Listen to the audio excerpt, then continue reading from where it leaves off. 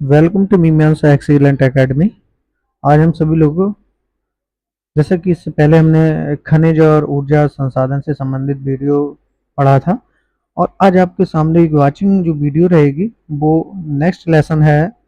NCERT class geography 10th class का रहेगा। विनिर्माण उद्योग। विनिर्माण उद्योग से लेसन नंबर 6 हम लोग आज पढ़ेंगे।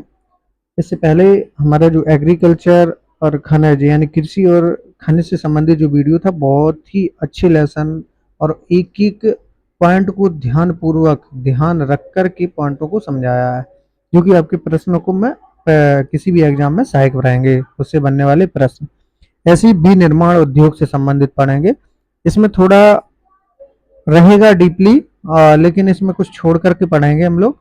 जो महत्वपूर्ण जो पॉइंट बनने बिंदु बनेंगे उनको हम लोग पढ़ेंगे।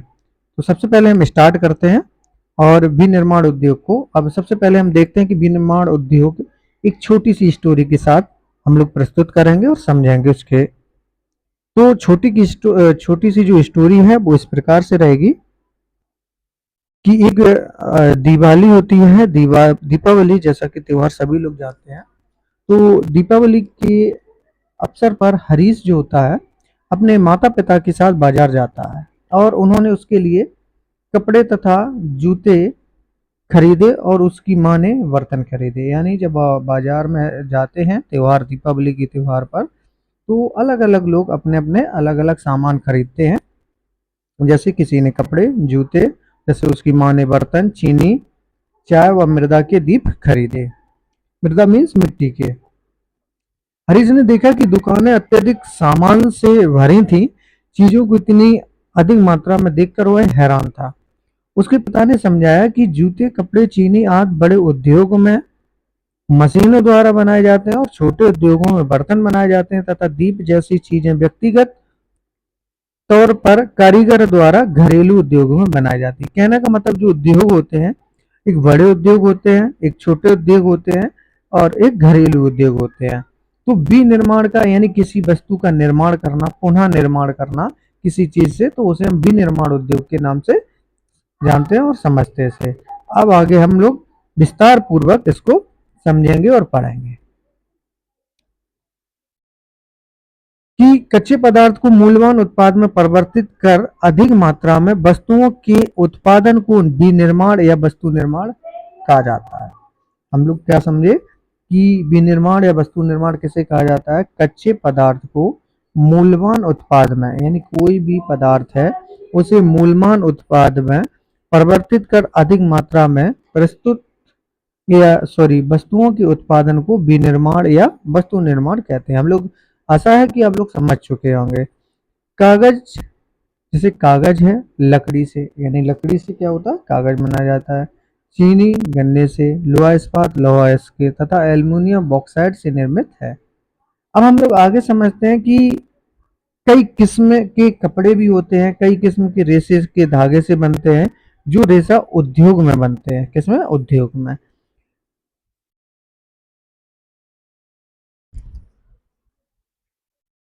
आगे देखते हैं।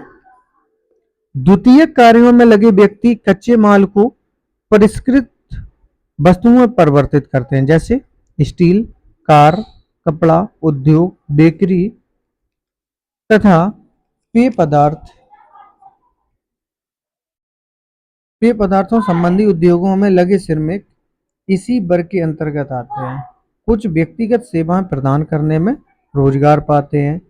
यानी हम क्या करते हैं, इसमें क्या समझ रहे हैं कि विनिर्माण यानी किसी का निर्माण कैसे वो कर सकते हैं, कौन कौन से उद्योग होते हैं, किस उद्योग में किसका निर्माण होता है। अब हम इसको थोड़ा सा आगे बढ़ेंगे तो इसका थोड़ा महत्व समझेंगे कि विनिर्माण का महत्व क्या क्या जरूरी है कि ऐसा करना। तो विनिर्माण उद्योग सामान्यतः विकास की तथा विशेषता आर्थिक विकास की रीढ़ समझे जाते हैं। यानी विनिर्माण का मतलब है किसी चीज की वो सामान्यतः विकास से संबंधित होता है, क्योंकि विनिर्माण उद्योग न केवल कृषि के आधुनिकीकरण में सहायक है, वरन द्वितीयक व तृतीयक सेवाओं में रोजगार उपलब्ध कराकर कृषि पर हमारी निर्भरता को कम करते हैं। यानी विनिर्माण से क्या होता है? एक रोजगार भी उपलब्ध होता है। दूसरा देश देखते हैं कि देश में औद्योगिक विकास की बेरोजगारी तथा गरीबी उन्मूलन की एक आवश्यक शर्त है। भारत में सार्वजनिक तथा संयुक्त क्षेत्र में लगे उद्योग इसी विचार पर आधारित थे।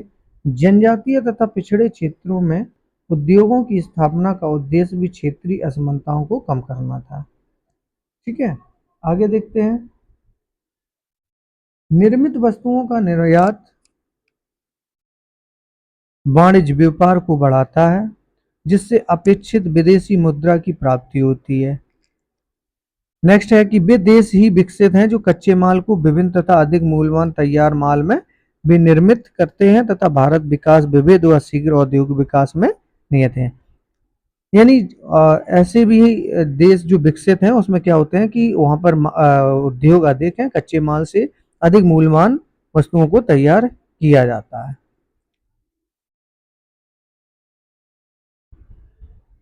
आगे हम लोग अब समझते हैं, कृषि तथा उद्योग एक दूसरे से पृथक नहीं है, ये एक दूसरे के पूरक हैं। यानी एक दूसरे के पूरक हैं, एक दूसरे के बिना अधूरे भी है कह सकते हैं।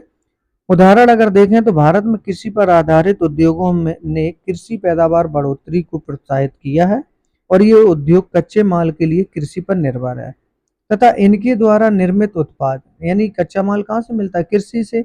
जैसे सिंचाई के लिए पंप, उर्वरक, कीटनाशक दवाएं, प्लास्टिक पाइपें, मशीनें व कृषि औजार आदि पर किसान निर्भर हैं। इसलिए विनिर्माण उद्योग के विकास तथा स्पर्धा से न केवल कृषि उत्पादन को बढ़ावा मिला है, अपितु उत्पादन प्रक्रिया में भी सक्षम हुई है। आज अगर हम देखें तो वैश्वीकरण के युग में हमारे उद्योगों में अधिक प्रतिस्पर्धा तथा सक्षम होने की आवश्यकता है। केवल आत्मनिर्भरता ही काफी नहीं है, हमारी वस्तुएं गुणवत्ता में अंतर्राष्ट्रीय स्तर की हों तभी हम अंतर्राष्ट्रीय बाजार में प्रतिस्पर्धा कर पाएंगे। इस प्रकार से अब हम लोग पढ़ेंगे आगे। अभी तक हमने समझा कि हमें विनिर्माण से क्या लाभ है, इसका क्या महत्व, क्यों विनिर्माण जरूरी है। तो हमने जो विनिर्माण की महत्व को बिंदु वाइज यानी पॉइंट टू पॉइंट उसको समझा और इसे आप लोग रिपीट भी करें। थोड़ा सा बोरिंग लगेगा क्योंकि ये थ्योरी क्लासेस है, लेकिन एक एक पॉइंट को ध्यान में रखते हुए आपको हम रिपीट तौर से भी समझाते जा रहे हैं। तो आप लोग बने रहिए इस वीडियो में और अच्छे से ध्यानपूर्वक देखें और सुने भी। थोड़ा समय के बीच में गैपिंग कर सकते हैं, थोड़ी थोड़ी 10-10 15-15 मिनट का वीडियो आप देख सकते हैं। तो रोक करके देखें और प्लीज़ देखें जरूर, पूरा स्किप ना करें और अपने दोस्तों को शेयर करें, चैनल को सब्सक्राइब व लाइक करें। अब हम लोग पढ़ते हैं राष्ट्रीय अर्थव्यवस्था में उद्योगों का योगदान।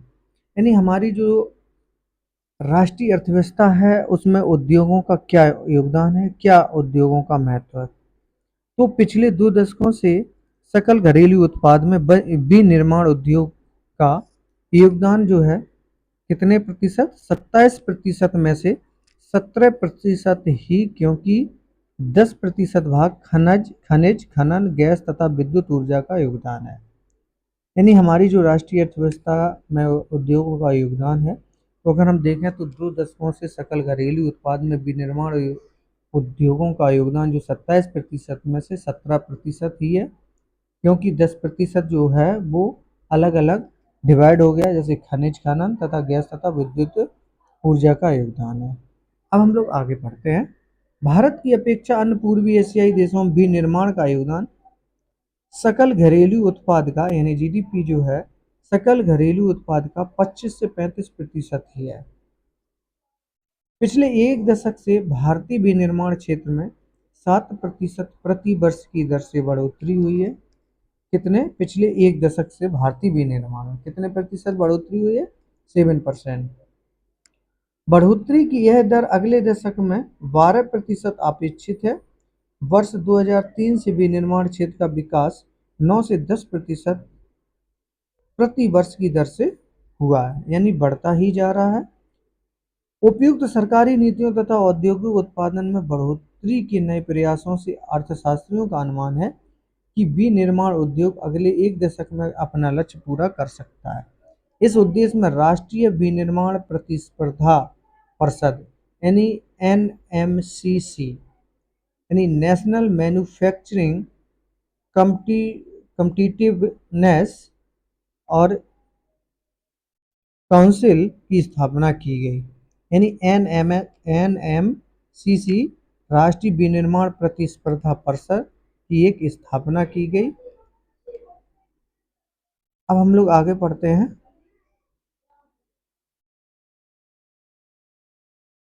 अब हम लोग पढ़ते हैं उद्योगों का वर्गीकरण। तो उद्योगों का वर्गीकरण कितने प्रकार का है, आगे इसी में पढ़ेंगे कि रोजमर्रा के इस्तेमाल की विभिन्न औद्योगिक उत्पादों की सूची बनाए, जैसे ट्रांजिस्टर, बिजली का बल्ब, वनस्पति तेल, सीमेंट, कांच का सामान, पेट्रोल, माचिस, स्कूटर वाहन, दवाइयाँ आदि। यदि हम विशेष मापदंडों के आधार पर विभिन्न उद्योगों का वर्गीकरण करते हैं तो विनिर्माण को आसानी से समझ सकेंगे। उद्योगों की निम्न प्रकार से वर्गीकृत किया जा सकता है। यानी अब उद्योगों का वर्गीकरण अगर हम देखें तो प्रयुक्त कच्चे माल के स्रोत के आधार पर देखें। यानी कच्चे माल के स्रोत के आधार पर जो है उद्योग कितने प्रकार, जैसे कृषि आधारित, कृषि पर आधारित और खनिज आधारित, दो टाइप से है। किसके? कच्चे माल पर आधारित, जैसे सूती वस्त्र, ऊनी वस्त्र, पटसन, रेशम वस्त्र, रबर, चीनी, चाय, कॉफी तथा वनस्पति तेल जो उद्योग हैं वो कृषि आधारित हैं, लेकिन ये कैसे हैं? कच्चे माल पर निर्भर हैं। खनिज आधारित बात करें तो जैसे लोहा तथा इस्पात, सीमेंट, एल्युमिनियम, मशीन, औजार तथा पेट्रो रसायन उद्योग जो है वो भी एक कच्चे माल पर आधारित हैं, जो कि कृषि आधारित हैं और खनिज आधारित। नेक्स्ट बात करते हैं प्रमुख भूमिका के आधार पर। भूमिका के आधार पर कितने होते हैं? एक होता आधारभूत उद्योग, दूसरा होता उपभोग उद्योग। आधारभूत उद्योग क्या है कि जिनके उत्पादन या कच्चे माल पर दूसरे उद्योग निर्भर हैं। यानी जिनके उत्पादन या कच्चे माल पर दूसरे आधारभूत यानी दूसरे पर निर्भर, दूसरे उद्योग पर निर्भर होते हैं। तो जैसे लोहा, इस्पात, तांबा प्रगलन व एल्युमिनियम प्रगलन, ये क्या है? एक दूसरे पर निर्भर है, तो ये एक आधारभूत उद्योग है। अगर हम नेक्स्ट बात करें उपभोक्ता उद्योग, जो उत्पादन उपभोक्ताओं के सीधे उपयोग हेतु करते हैं, जैसे चीनी, दंतमंजन, कागज, पंखे, सिलाई मशीन, तो ये कौन से होते हैं? उपभोक्ता। अब देखते हैं पूंजी निवेश के आधार पर। अभी तक हमने दो समझे थे, अब हम देखते हैं पूंजी निवेश के आधार पर। एक लघु उद्योग को परिसंपत्ति की एक तिहाई पर अधिकतम निवेश मूल्य के परिप्रेक्ष्य में परिभाषित किया जाता है। यह निवेश सीमा समय के साथ परिवर्तित होती रहती है, अधिकतम स्वीकार्य निवेश के आधार पर की जाती है। यह निवेश मूल्य समय के साथ बदला गया है। वर्तमान में अधिकतम निवेश 1 करोड़ रुपए तक स्वीकार्य है। अगर किसी उद्योग में यह निवेश 1 करोड़ से अधिक है तो उसे बृहत उद्योग कहा जाएगा। यानी पूंजी निवेश के आधार पर उद्योग। अब हम बात करते हैं स्वामित्व के आधार पर। सार्वजनिक क्षेत्र में लगे सरकारी एजेंसियों द्वारा प्रबंधित तथा सरकार द्वारा संचालित उद्योग, जैसे Bharat heavy electrical limited, well यानी VHEL वेल, तथा steel authority of India limited यानी सेल, आज जो है वो क्या है? एक स्वामित्व के आधार पर है। आगे देखें, अगर निजी क्षेत्र के उद्योग जिनके एक व्यक्ति के स्वामित्व में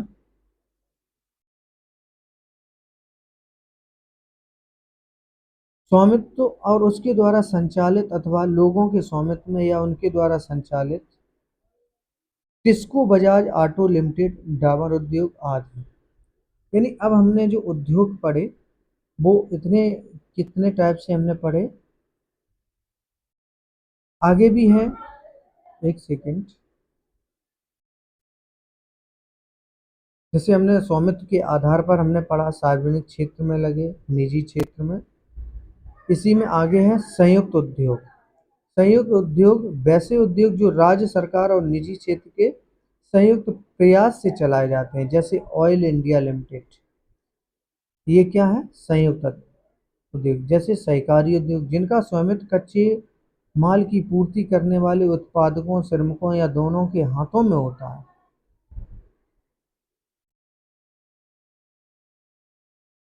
उसे क्या सहकारी कहते हैं। जैसे महाराष्ट्र की चीनी उद्योग, केरल की नारियल पर आधारित हो उद्योग, ये सब क्या है? सहकारी। अब बात करते हैं कच्चे तथा तैयार माल की मात्रा तथा भार के आधार पर कितने टाइप से होते हैं। भारी उद्योग जैसे लोहा तथा इस्पात आदि।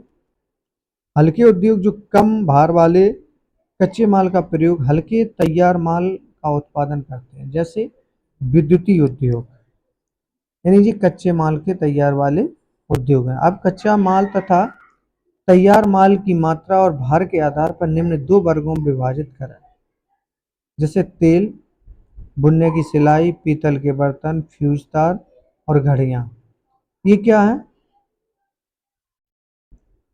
ये हमारे हैं कच्चे तेल से। भारी मात्रा वाले जैसे सिलाई मशीन, पोत निर्माण, विद्युत बल्ब, पेंट की ब्रश, मोटर गाड़ी। ये हमारे क्या है? भार के आधार पर हैं।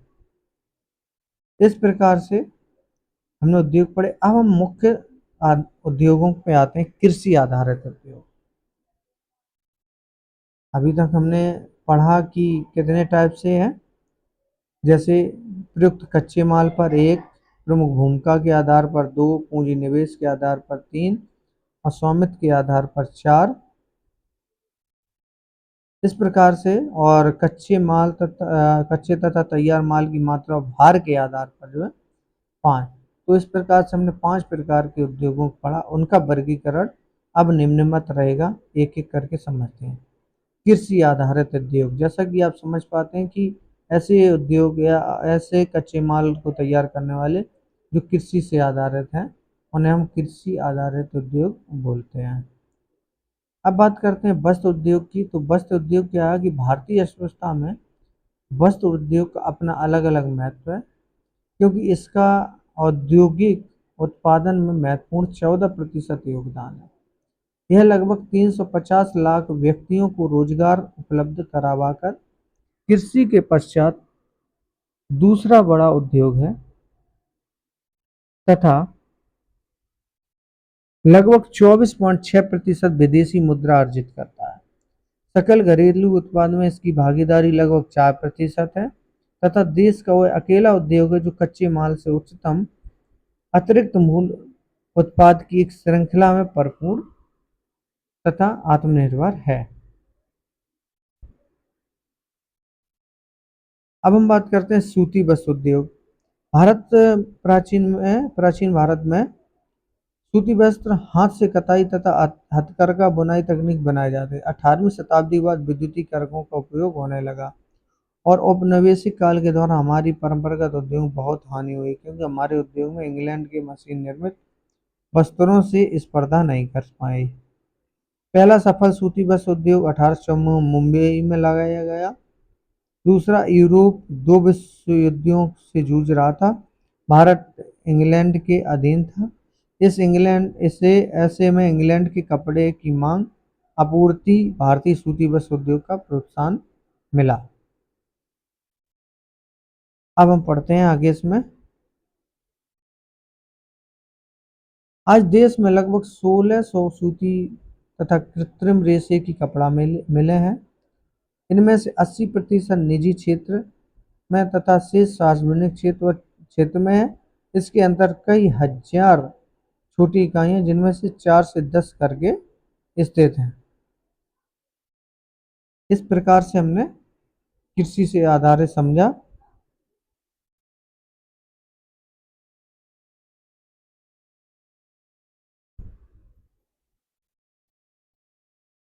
सबसे पहला जो सफल सूती वस्त्र उद्योग हुआ वो कहाँ पर स्थापित किया? 1854 में मुंबई में लगाया गया था। पहला सबसे सफल सूती वस्त्र उद्योग जो था वो 1854 में मुंबई में लगाया गया था। आगे देखते हैं। हाथ से बुनी खादी कुटीर उद्योग के रूप में बुनकरों को उनके घरों में बड़े पैमाने पर रोजगार प्रदान कराता है। महात्मा गांधी ने सूत कातने तथा खादी बुनने पर क्यों बल दिया था, इसका देखते हैं। भारतीय विभिन्न क्षेत्रों में वस्त्र उत्पादन, यानी कि अगर देखें कारखाने में से जो है वो 6% और लूमेज में देखें तो 1.33 लाख। विद्युत कर घी से देखें तो 54.17% और 14 लाख। अगर हथकरघा देखें तो 23.00% कुल उत्पादन का भाग, और इसमें लूमेज कितना है, एन है।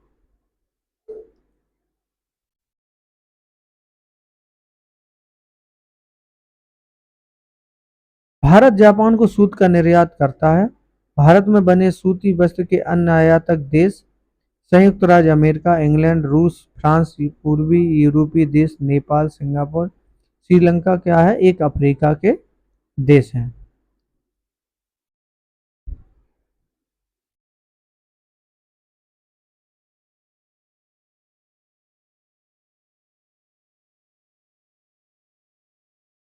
आगे हम लोग देखते हैं, पहला पटसन जो उद्योग है वो कोलकाता के निकट रिसरा में 1859 में लगाया गया था। 1947 में देश के विभाजन के पश्चात पटसन मिलें तो भारत में रह गई, लेकिन 3/4 जूट उत्पादक पूर्वी पाकिस्तान तथा बांग्लादेश में चले गए थे। आगे देखते हैं, सूती रेशे के विश्व व्यापार में हमारे देश की भागीदारी काफी महत्वपूर्ण है। यह कुल अंतर्राष्ट्रीय व्यापार का लगभग कितना, 1/4, यानी 1/4, 4% ही हमारे कताई कारखाने विश्व स्तर पर प्रतिस्पर्धा कर सकते हैं। हम जो सूत पैदा करते हैं उसका उपभोग करने में सक्षम है, लेकिन बुनाई और कताई तथा प्रक्रमण इकाइयां देश में उत्पन्न किए गए उच्च कोट के धागे का उपयोग नहीं कर पाती हैं।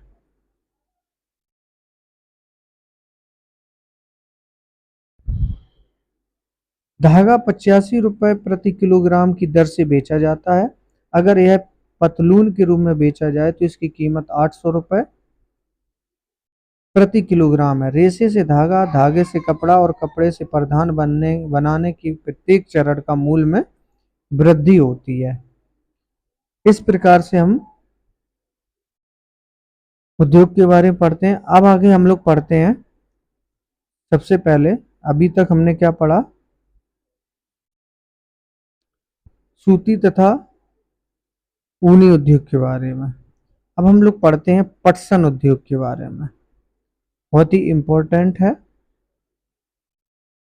पटसन उद्योग। भारत पटसन व पटसन निर्मित सामान का सबसे बड़ा उत्पादक है, यानी भारत जो है पटसन व पटसन निर्मित सामान का सबसे बड़ा उत्पादक है तथा बांग्लादेश के पश्चात दूसरा सबसे बड़ा निर्यातक भी है। यानी बांग्लादेश जो है प्रथम निर्यातक देश है पटसन का, और दूसरा है भारत। सॉरी,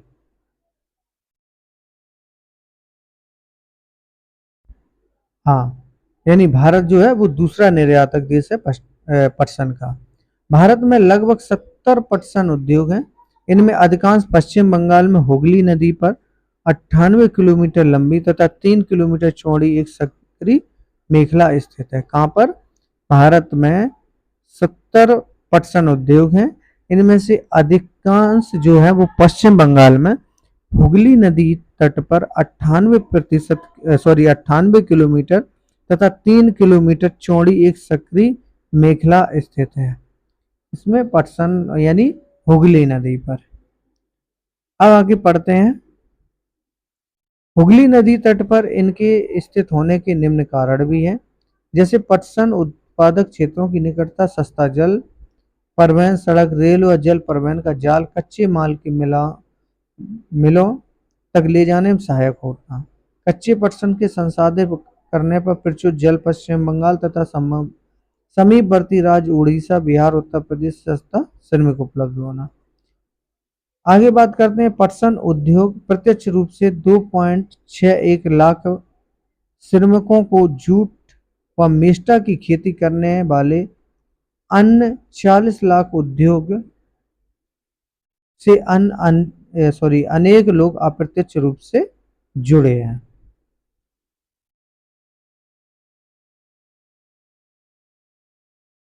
अब बात करते हैं पटसन के प्रमुख जो खरीदार अमेरिका, कनाडा, रूस, अरब देश, इंग्लैंड और ऑस्ट्रेलिया हैं। बढ़ते वैश्विक पर्यावरण का अनुकूलन, जैव निम्नीकरण पदार्थों के लिए विश्व की बढ़ती जागरूकता ने पुनः जूट उत्पादों के लिए अवसर प्रदान किया है। अगर हम देखें तो इस उद्योग की चुनौतियों में अंतर्राष्ट्रीय व्यापार, जो बाजार कृतों वाले सबसे वस्त्रों और बांग्लादेश, ब्राजील, फिलीपींस, मिस्र और थाईलैंड जैसे अन्य देशों से बड़ी कड़ी प्रतिस्पर्धा शामिल हुई है। अब हम बात करते हैं चीनी उद्योग। अब हम पढ़ेंगे चीनी उद्योग के बारे में। चीनी उद्योग जो है, भारत का चीनी उत्पादन में विश्व में दूसरा स्थान है।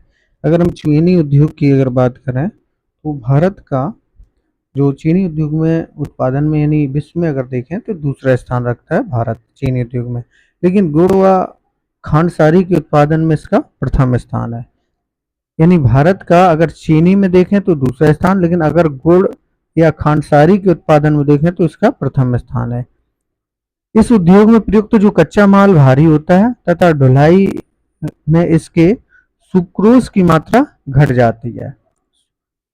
चीनी उद्योग की आदर्श स्थिति क्या होनी चाहिए? देश में 460 से अधिक चीनी मिलें जो हैं उत्तर प्रदेश, बिहार, महाराष्ट्र, कर्नाटक, तमिलनाडु, आंध्र प्रदेश, गुजरात, पंजाब तथा मध्य प्रदेश राज्यों में फैली हैं। चीनी मिलों का 60% जो है उत्तर प्रदेश तथा बिहार में है।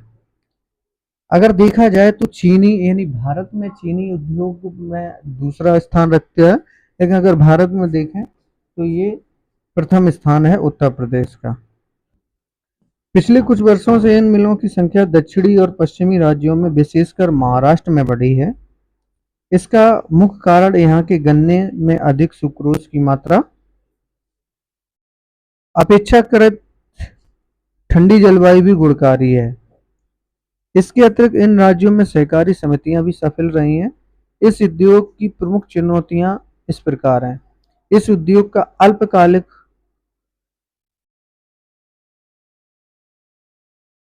होना, पुरानी व असक्षम तकनीक का इस्तेमाल, परिवहन अक्षमता से गन्ने का समय पर कारखानों न पहुंचना तथा खोई का अधिकतम इस्तेमाल न कर पाना। कहने का मतलब चीनी उद्योग में भारत, अगर चीनी उद्योग का देखें तो भारत का स्थान अगर चीनी उद्योग में विश्व के स्तर पर देखें तो दूसरा स्थान है, और वहीं चीनी उद्योग अगर भारत में देखें तो सबसे प्रथम स्थान उत्तर प्रदेश का है। अगर हम गुड़ या खांडसारी की बात करें तो विश्व में भारत का स्थान प्रथम है। अब नेक्स्ट उद्योग की बात करते हैं। नेक्स्ट उद्योग हमारा आता है खनिज आधारित उद्योग। यानी खनिज पर आधारित जो उद्योग है हमारे कौन कौन से होंगे उनको हम लोग देखते हैं। वे उद्योग जो खनिज धातुओं के कच्चे माल के रूप में, जैसे यहाँ पे दिख रहा है, इस्पात निर्माण प्रक्रिया में, जैसे कच्चे माल, कारखान तथा परिवहन, इस प्रकार से यानी इस्पात निर्माण प्रक्रिया किस प्रकार से होता है। लेकिन अगर हम खनिज आधारित उद्योग देखें तो वे उद्योग जो खनिज धातुओं के कच्चे माल के रूप में प्रयोग करते हैं खनिज आधारित उद्योग कहलाते हैं। यानी कच्चे माल के प्रयोग में जो प्रयोग करते हैं तो उसे हम खनिज आधारित उद्योग कहलाते हैं। जिसमें सबसे पहले अगर हम बात करें तो लोहा तथा इस्पात उद्योग जो है वो एक खनिज आधारित उद्योग है। इसमें देखते हैं इसका उत्पादन सबसे ज्यादा कहाँ और कैसे होता है। लोहा तथा इस्पात उद्योग एक आधारभूत यानी बेसिक उद्योग है, क्योंकि अन्य सभी भारी, हल्के तथा मध्यम उद्योग इनसे बनी मशीनरी पर निर्भर है। विविध प्रकार की इंजीनियरिंग सामान, निर्माण सामग्री, रक्षा, चिकित्सा, टेलीफोन, वैज्ञानिक उपकरण तथा विभिन्न प्रकार की उपभोक्ता जो है वस्तुओं के निर्माण के लिए इस्पात की आवश्यकता होती है। यानी जो खनिज आधारित उद्योग है लोहा तथा इस्पात उद्योग। अगर हम देखें तो इंजीनियरिंग सामान जैसे निर्माण सामग्री, रक्षा, चिकित्सा में जो प्रयोग होते हैं वो सामान, टेलीफोन या वैज्ञानिक उपकरण विभिन्न प्रकार की जो उपभोक्ता वस्तुओं के निर्माण के लिए होते हैं, इनमें हम इस्पात की आवश्यकता होती है, यानी इस्पात के उपयोग से ही इनका निर्माण होता है। आगे हम लोग बात करते हैं, इस्पात के उत्पादन तथा खपत को प्राय एक देश के विकास का पैमाना माना जाता है। अगर इसी क्रम में अगर हम बात करें तो लोहा तथा इस्पात एक भारी उद्योग है, क्योंकि इसमें प्रयुक्त कच्चा तथा तैयार माल दोनों ही भारी और स्थूल होते हैं। इसके लिए अधिक परिवहन लागत की आवश्यकता होती है और इस उद्योग के लिए लौह अयस्क, कुकिंग कोल तथा चूना पत्थर का अनुपात लगभग 4:2:1 का, यानी 4:2:1 का है। यानी अगर देखें तो जो लौह अयस्क है उसका अनुपात 4 होता है, कुकिंग कोल का 2 होता है तथा चूना का 1 होता है। इस्पात को कठोर बनाने के लिए इसमें मैग्नीज की कुछ मात्रा की आवश्यकता होती है और इस्पात उद्योग की आदर्श स्थापना, एक सेकेंड,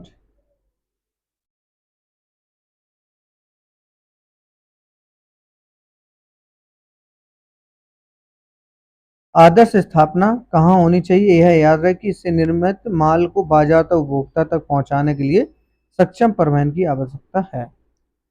अगर हम इसकी अब बात करें भारत में, तो भारत में 328 टन लाख टन जो है इस्पात का विनिर्माण संसार में कच्चा इस्पात उत्पादकों में 9वें स्थान पर, यानी अगर हम इस्पात की बात करें तो भारत जो है 9वां स्थान रखता है और यही स्पंज लौह का सबसे बड़ा उत्पादक है। यानी भारत अगर देखा जाए तो इस्पात के विनिर्माण में तो 9वां स्थान है, लेकिन स्पंज तथा लोहे में सबसे बड़ा उत्पादक है। इस्पात के अधिक उत्पादन के बावजूद भी यहाँ प्रति वर्ष प्रति व्यक्ति जो खपत केवल 32 किलोग्राम, कितना, 32 किलोग्राम।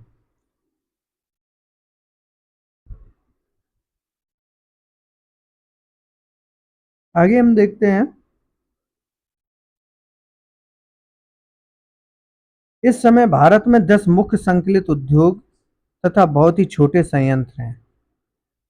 अब हम इन पॉइंटों की बात करें, इन पॉइंटों के रूप में, तो मिनी इस्पात उद्योग छोटे संयंत्र हैं जिनमें विद्युत भट्टी, रद्दी इस्पात तथा स्पंज आयरन का प्रयोग होता है। इनमें री रोलर्स होते हैं जिनमें इस्पात सिल्लियों तथा इस्तेमाल किया जाता है। ये हल्की स्टील तथा निर्मात अनुपात के मृदु व मिश्रित उत्पाद का उत्पादन करते हैं। इस प्रकार से अब आगे बात करें कि सार्वजनिक क्षेत्र के सभी लगभग उपक्रम इस्पात में स्टील अथॉरिटी ऑफ इंडिया, जैसे हम सेल के माध्यम से बेचते हैं, जबकि टिस्को टाटा स्टील के नाम से अपने उत्पाद को स्वयं बेचती है। ये बड़े उद्योग हैं और 1950 के दशक में भारत तथा चीन ने लगभग एक समान मात्रा में इस्पात उत्पादित किया था और आज चीन इस्पात का सबसे बड़ा उत्पादक है।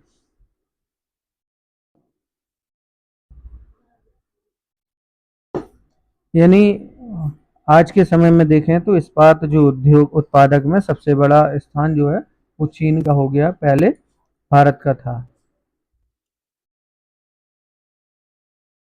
अब हम बात करते हैं इस्पात की सर्वाधिक खपत वाला देश जो है वो चीन ही है। वर्ष 2004 में भारत इस्पात का सबसे बड़ा निर्यातक था। यानी अगर 2004 में देखें तो भारत जो था सबसे बड़ा निर्यातक था, जिसकी अंतरराष्ट्रीय व्यापार में हिस्सेदारी 2.25% थी। छोटा नागपुर के पठारी क्षेत्र में अधिकांश लोहा तथा इस्पात उद्योग संकेंद्रित हैं। यानी अगर हम देखें तो छोटा नागपुर के पठारी क्षेत्र में अधिकांश लोहा तथा इस्पात उद्योग संकेंद्रित हैं। इस प्रदेश में इस उद्योग के विकास के लिए अधिक अनुकूल सापेक्षिक परिस्थितियां, इनमें लौह अयस्क की कम लागत, उच्च कोट के कच्चे माल की निकटता, सस्ते सिरमिक तथा स्थानीय बाजार में इनकी मांग की विशाल संभाव्यता सम्मिलित है। आगे अगर हम देखें तो यद्यपि भारत संसार का एक महत्वपूर्ण लौह इस्पात उत्पादक देश है, तथापि हम इनके पूर्ण संभाव का विकास नहीं कर पाए। यानी भारत जो है संसार का एक महत्वपूर्ण लौह इस्पात उत्पादक देश तो है, लेकिन इसका विकास नहीं कर पाए। इसके कारण भी हैं, क्या कारण हो सकते हैं? पहला है उच्च लागत तथा कुकिंग कोयले की सीमित उपलब्धता, कम श्रमिक उत्पादकता, ऊर्जा की अनियमित पूर्ति या अविकसित अवसंरचना। इस प्रकार से ये कारण हैं जो कि भारत में विकास नहीं कर पाए। आगे देखते हैं कि उच्च कोट का इस्पात दूसरे देशों से आयात करते हैं, हालांकि हमारा कुल इस्पात उत्पादन घरेलू मांग पूर्ति हेतु पर्याप्त है। अब बात करते हैं नेक्स्ट उत्पाद की, तो वो है एल्युमिनियम प्रगलन, जिसे हम स्मेल्टिंग के नाम से जानते हैं। तो भारत में एल्युमिनियम प्रगलन दूसरा सर्वाधिक महत्वपूर्ण धातु शोधन है। यह जो है एक हल्का होता है तथा जंग अवरोधी होता है, ऊष्मा का सुचालक होता है एल्युमिनियम, जो कि देखा है कि हम लोगों ने विद्युतीकरण में इसका प्रयोग सबसे ज्यादा होता है। लचीला तथा अन्य धातुओं के मिश्रण से अधिक कठोर बनाया जाता है। हवाई जहाज बनाने में, बर्तन तथा तार बनाने में इसका प्रयोग किया जाता है। कई उद्योगों में इसका महत्व इस्पात, तांबा जस्ता हुआ शीशे के विकल्प के रूप में प्रयुक्त होने से बढ़ा है। अब आगे बात करते हैं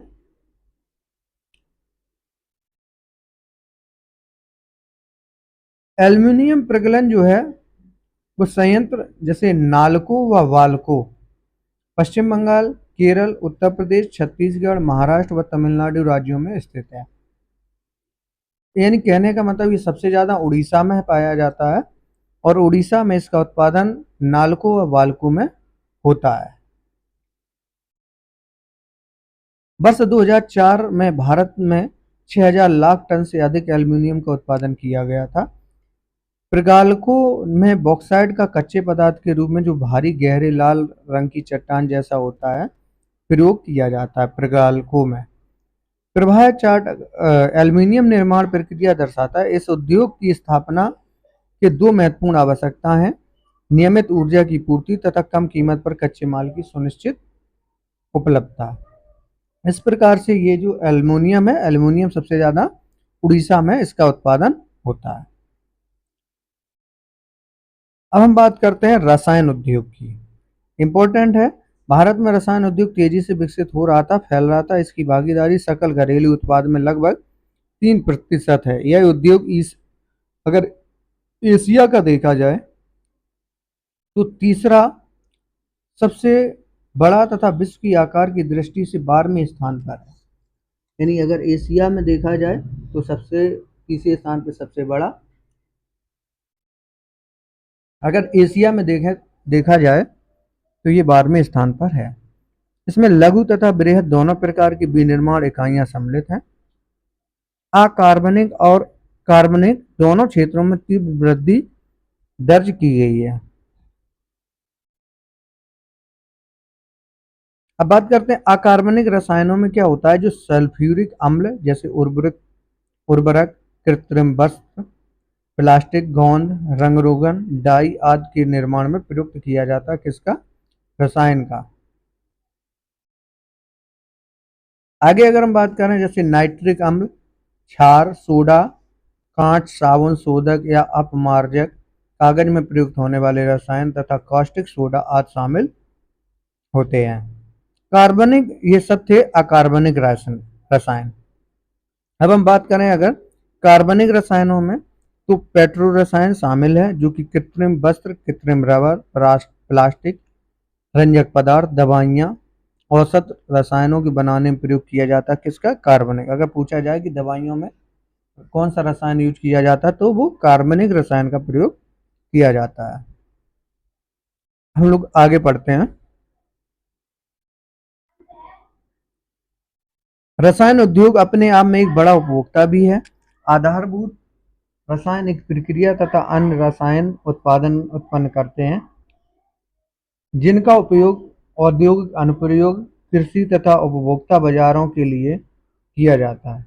ऐसे ही उत्पादों की एक अगर चाहो तो आप सूची बना सकते हैं। अब हम बात करते हैं उर्वरक उद्योग की। उर्वरक उद्योग क्या होता है कि उर्वरक उद्योग जो है, उर्वरक उद्योग नाइट्रोजनी उर्वरक मुख्यतः जो होता है, यानी उर्वरक क्या होता है जो कृषि में प्रयोग किया जाता है सबसे ज्यादा। उर्वरक उद्योग नाइट्रोजनी उर्वरक यानी जो जैसे यूरिया जो होता है, फास्फेटिक उर्वरक जिसे हम डीएपी के नाम से जानते हैं, तथा अमोनियम फास्फेट तथा मिश्रित उर्वरक, जिसमें तीन मुख्य पोषक उर्वरक जैसे नाइट्रोजन, फास्फेट व पोटाश शामिल है, के उत्पादन क्षेत्रों के इर्द गिर्द केंद्रित हैं। तीसरा अर्थात पोटाश पूर्णतः आयात किया जाता है, क्योंकि हमारे देश में वाणिज्यिक रूप से या किसी भी रूप में प्रयुक्त होने वाला पोटाश या पोटेशियम यौगिक के भंडार नहीं है। भारत नाइट्रोजनी उर्वरकों का तीसरा सबसे बड़ा उत्पादक है। यहाँ 57 उर्वरक इकाइयां हैं जो नाइट्रोजन तथा मिश्र नाइट्रोजनी उर्वरक निर्मित करती है। यानी जो उर्वरक उद्योग में अगर हम देखें, तो अगर भारत की बात करें तो वो नाइट्रोजनी जो यानी नाइट्रोजन युक्त जो उर्वरक होते हैं उसमें तीसरा सबसे बड़ा उत्पादक है। यहाँ कितने 57 उर्वरक इकाइयां हैं जो नाइट्रोजन तथा मिश्रित नाइट्रोजनी उर्वरक उर्वरक निर्मित करती हैं। 29 इकाइयां जो हैं वो यूरिया तथा 9 इकाइयां उप उत्पाद यानी बाई प्रोडक्ट के रूप में अमोनियम सल्फेट का उत्पादन करती हैं, तथा 68 अन्य लघु इकाइयां हैं। अब बात करते हैं कि वर्तमान समय में सार्वजनिक क्षेत्र के 10 उपक्रम तथा भारतीय उर्वरक निगम यानी एफसीआई गुजरात में हजीरा में सहकारी क्षेत्र के अंतर्गत एक उपक्रम कार्यरत है। यानी अगर भारत में देखें तो एफसीआई जो है गुजरात के हजीरा सहकारी क्षेत्र के अंतर्गत एक क्रम उपक्रम में कार्यरत है। हरित क्रांति के पश्चात यह उद्योग देश के अन्य अनेक भागों में भी फैल गया है। गुजरात, तमिलनाडु, उत्तर प्रदेश, पंजाब और केरल राज्य जो हैं कुल उर्वरक उत्पादन का लगभग 50% उत्पादन करते हैं। सबसे ज्यादा गुजरात में होता है। अन्य अगर महत्वपूर्ण अगर उत्पादक राज्य देखें तो जैसे आंध्र प्रदेश है, उड़ीसा, राजस्थान, बिहार, महाराष्ट्र, असम, पश्चिम बंगाल, गोवा, दिल्ली, मध्य प्रदेश तथा कर्नाटक है। इस प्रकार से ये बहुत ही महत्वपूर्ण उद्योग था। अब हम बात करते हैं सीमेंट उद्योग की, जो कि इम्पोर्टेंट है, लेकिन इसका मेन पॉइंट को आपको बताएंगे। सभी लोग जानते हैं कि सीमेंट का प्रयोग कहाँ किया जाता है, जिसमें सीमेंट में क्या होता है, चूना पत्थर, सिलिका, एल्युमिनियम और जिप्सम की आवश्यकता होती है। यानी सीमेंट जो है वो जिसमें चूना पत्थर, सिलिका या एल्युमिना और जिप्सम की मिलावट होती है। रेल के अतिरिक्त इसमें कोयला तथा विद्युत ऊर्जा भी आवश्यक होता है। अगर देखा जाए तो इस उद्योग की इकाइयां गुजरात में लाई गई हैं, क्योंकि यहाँ से ऐसे खाड़ी के देशों के बाजार की उपलब्धता होती है। अगर हम देखें तो सीमेंट उद्योग, पहला सीमेंट उद्योग सन 1904 में चेन्नई में लगाया गया था। कहाँ लगाया गया था? चेन्नई में, सबसे पहले 1904 में। स्वतंत्रता के पश्चात 1989 से मूल्य व वितरण में नियंत्रण समाप्ति तथा अन्य नीतिगत सुधारणों में सीमेंट उद्योग ने क्षमता, प्रक्रिया, प्रौद्योगिकी और उत्पादन में अत्यधिक तरक्की की। इस प्रकार से देश में 128 बड़े संयंत्र तथा 332 छोटे सीमेंट संयंत्र हैं। भारत के विविध प्रकार की सीमेंटों का उत्पादन किया जाता है। अब अगर हम इसी में बात करें तो गुणवत्ता के सुधार के कारण भारत की बड़ी घरेलू मांग के अतिरिक्त पूर्वी एशिया, मध्य पूर्व अफ्रीका तथा दक्षिण एशिया के बाजारों में मांग बढ़ी है। यह उद्योग उत्पादन तथा निर्यात दोनों के रूप में प्रगति रखता है। अब बात करते हैं मोटर गाड़ी उद्योग की।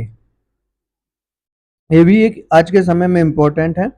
मोटर गाड़ी यात्रियों तथा सामान के तीव्र परिवहन के साधन है। भारत में विभिन्न केंद्रों पर ट्रक, बसें, कारें, मोटरसाइकिल, स्कूटर, तिपहिया तथा बहुउपयोगी वाहन निर्मित किए गए हैं, जिसमें उद्योग में विशेषकर कार, दोपहिया तथा तिपहिया वाहनों की अपार वृद्धि हुई है। पिछले 15 से भी कम वर्षों में इस उद्योग ने अभूतपूर्व उन्नति की। प्रत्यक्ष विदेशी निवेश एफडीआई के साथ नई प्रौद्योगिकी के उपयोग से यह उद्योग विश्व स्तरीय विकास के स्तर पर आ गया है। आज इसकी 15 इकाइयां यात्री कार तथा बहुउपयोगी वाहन बनाती हैं। 9 इकाइयां व्यापारिक वाहन तथा 14 इकाइयां दोपहिया तथा तिपहिया वाहन को निर्मित करती है। यह उद्योग जो है जैसे दिल्ली, गुड़गांव, मुंबई, पुणे, चेन्नई, कोलकाता, लखनऊ, इंदौर, हैदराबाद, जमशेदपुर तथा बेंगलोर के आसपास स्थित है। यानी जो मोटर वाहन है वो सबसे ज़्यादा दिल्ली तथा गुड़गांव में इसका उत्पादन होता है। अब हम बात करते हैं सूचना प्रौद्योगिकी तथा इलेक्ट्रॉनिक उद्योग के बारे में।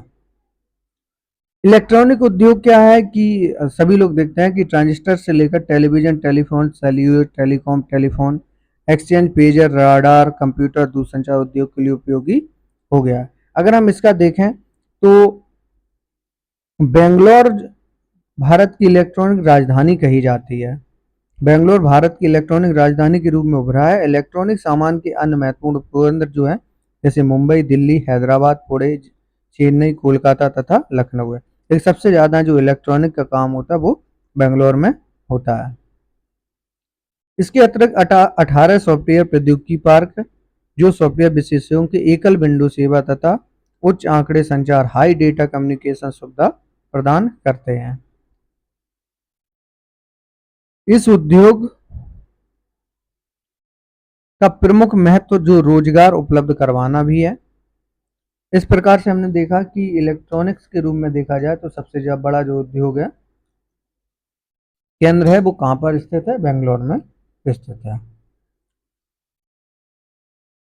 अगर हम देखें तो जिसका कारण तेजी से बढ़ता व्यवसाय प्रक्रिया बाह्य स्रोतीकरण यानी बीपीओ बिजनेस प्रोसेस आउटसोर्सिंग है। भारत में सूचना प्रौद्योगिकी उद्योग के सफल होने के कारण हार्डवेयर व सॉफ्टवेयर का निरंतर विकास है। अब अगर हम बात करें वायु प्रदूषण की, जो कि भारत देश में एक ज्यादा ही उभरा दिख रहा है। अधिक अनुपात में अनचाही गैसों की उपस्थिति जैसे सल्फर डाइऑक्साइड तथा कार्बन मोनोऑक्साइड वायु प्रदूषण का कारण है। ये सभी लोग जानते हैं, जिससे इनसे नुकसान होता है। जल प्रदूषण भी होता है। तापीय प्रदूषण की बात करें तो जब कारखाने तथा तापघरों से गर्म जल को बिना ठंडे किए नदियों तथा तालाबों में छोड़ दिया जाता है तो जल में तापीय प्रदूषण होता है। जली पर इसका प्रमुख प्रभाव होता है। आगे हम देखते हैं पर्यावरणीय निम्नीकरण की रोकथाम, यानी इन सभी चीजों में सुधार करना।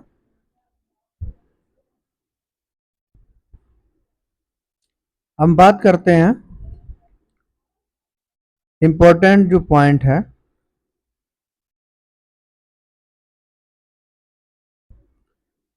राष्ट्रीय ताप विद्युत ग्रह एनटीपीसी द्वारा दिखाया गया मार्ग। भारत में राष्ट्रीय ताप विद्युत ग्रह कॉरपोरेशन पर विद्युत प्रदान करने वाली मुख्य निगम है। इसके पास पर्यावरण प्रबंधन तंत्र ईएमएस 1,14,001 के लिए आईएसओ प्रमाण पत्र है। यह निगम प्राकृतिक पर्यावरण संसाधन जैसे जल, खनिज तेल, गैस तथा ईंधन संरक्षण नीति को हिमायती रखता है। आगे हम पढ़ते हैं। इस प्रकार से जो विनिर्माण लेसन है वो हमने पूरा पढ़ा और इसके जो मेन उद्योग थे उसको जाना और किस उद्योग का किस कहाँ पर सबसे ज़्यादा है भारत में या विश्व में वो भी हमने पढ़ा और किसकी क्या ज़रूरत थी। इससे बनने वाले प्रश्न जो भी है जो मैंने मेन पॉइंट को बताया हुआ है और आप लोग इस वीडियो को प्लीज पूरा देख लेंगे और 2-3 बार में देखें और जो मेन उद्योग थे मैंने आपको बताया। वीडियो पसंद आई हो तो प्लीज़ लाइक करें, शेयर करें और कमेंट करना मत भूलिए और अपने दोस्तों को भी शेयर करें और ऐसे ही बने रहिए हमारे चैनल पर और आपको एक से एक अच्छी वीडियो और लेसन के साथ महत्वपूर्ण लेसनों के साथ मिलते रहेंगे। तब तक के लिए जय हिंद। सॉरी, अभी इसमें इसके जो बहुविकल्पी प्रश्न रहेंगे वो देख लेते हैं एक बार बनने वाले इससे प्रश्न। निम्न में से कौन सा उद्योग चूना पत्थर को कच्चे माल के रूप में प्रयुक्त करता है? तो वो चूना पत्थर का काम किस में होता है? सीमेंट में होता है। ग नंबर। निम्न में से एजेंसी सर्वाधिक सार्वजनिक क्षेत्र में स्टील को बाजार में उपलब्ध कराती है? तो वो सेल कराती है। कौन सा उद्योग बॉक्साइट को कच्चे माल के रूप में प्रयोग करता है? बॉक्साइट की बात करें तो वो हमारा एल्युमिनियम है। अगर हम बात नेक्स्ट करें कि निम्न ऐसे कौन सा उद्योग दूरभाष आज संयंत्र निर्मित करते हैं, तो वो एल्युमिनियम करता है। इसमें हम सूचना प्रौद्योगिकी या इलेक्ट्रॉनिक की बात नहीं करेंगे, इसमें एल्युमिनियम ही राइट है का नंबर। इस प्रकार से हमने इससे बनने वाले महत्वपूर्ण जो प्रश्न थे वो भी देखे। प्लीज़ चैनल को सब्सक्राइब करें और बेल आइकन दबाएं। मिलते हैं नेक्स्ट वीडियो में, तब तक के लिए जय हिंद, जय भारत।